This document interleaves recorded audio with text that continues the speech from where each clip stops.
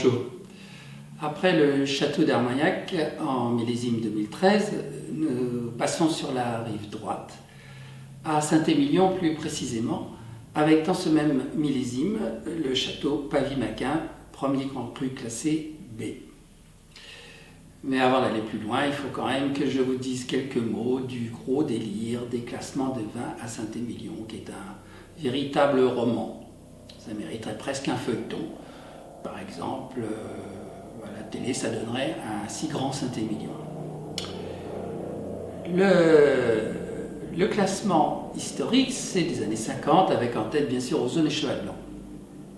Et puis, il y a eu des évolutions, qui sont d'ailleurs assez nettes, assez même spectaculaires, beaucoup plus qu'ailleurs, comme en Médoc par exemple. Et donc ils ont décidé de faire un classement tous les 10 ans, ce qui en soi n'était pas une mauvaise idée. Mais l'enfer est pavé de bonnes intentions. Polémique, procès, ça n'en finit pas. Aux dernières nouvelles, donc, Hubert de Bohard, propriétaire du fameux château d'Angélus, a été condamné pour, conflit d'intérêts dans le dernier classement. Du coup, il a pris ça assez mal, il est rentré à son château, l'Angélus, il est rentré dans les chais, il a éteint la lumière et il a été boudé dans un coin. Par ailleurs, Cheval Blanc et Ozone, qui en ont assez des polémiques et des histoires concernant ce classement, symboliquement ont refusé de participer à celui de cette année, en 2022, qui va avoir lieu en juin. Ça, c'était un petit coup de tonnerre, parce que ces châteaux-là ne risquent rien à être présents ou pas dans ce genre de classement, mais c'était bien sûr symbolique, l'air de dire, il y en a un peu marre de tout ça. Donc, ils sont entrés dans leur chai, ils ont éteint la lumière et ils ont boudé. On en est là. Passons au château Pavie-Maquin. Très belle situation sur le plateau de Saint-Émilion, avec un pourcentage très élevé de merlot, 80-85, le reste étant un cabernet franc et un tout petit peu de cabernet sauvignon. C'est un vignoble d'une quinzaine d'hectares. Je vous rappelle que dans ce secteur, à Saint-Émilion, et dans le Libournais en général, les propriétés sont beaucoup plus petites qu'en Médoc, par exemple. Le château appartient toujours aux descendants de M. Maquin, et ils ont confié la gestion du domaine à un duo, Nicolas Tienpont et l'énologue Stéphane de Renoncourt, lequel d'ailleurs conseille énormément de propriétés et possède lui-même des vignes. La famille Tienpont, c'est toute une famille aussi importante à Bordeaux. Et Nicolas est cousin d'Alexandre Tienpont, qui est le propriétaire du célèbre Pomerol, vieux château Certan. Le rendement en 2013 a été très bas.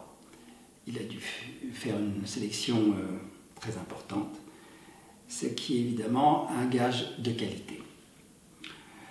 Il possède également, ce vignoble, des vieilles vignes de sélection massale en cabernet franc, et je suis content de voir qu'à Bordeaux, on se préoccupe de nouveau de ces vignes de sélection massale. Donc c'était la sélection à l'ancienne, on repérait les ceps les plus beaux pour les replanter.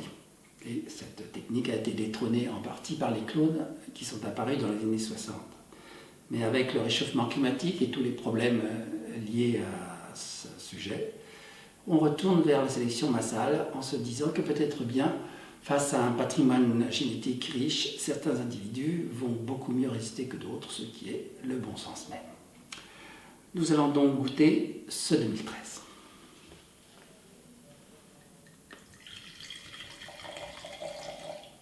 Je l'ai épaulé d'ailleurs un peu à l'avance sur le conseil de la propriété. Le nez est très intense. Un véritable jus de myrtille. C'est délicieux. La robe est relativement légère, pas complètement tuilée, ce qui suggère qu'on n'a pas encore tout à fait atteint l'apogée.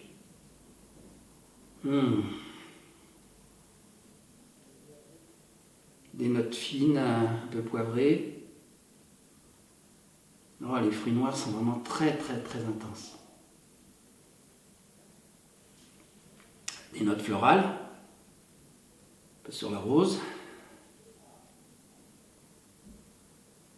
Des notes très élégantes de réglisse. Très beau nez.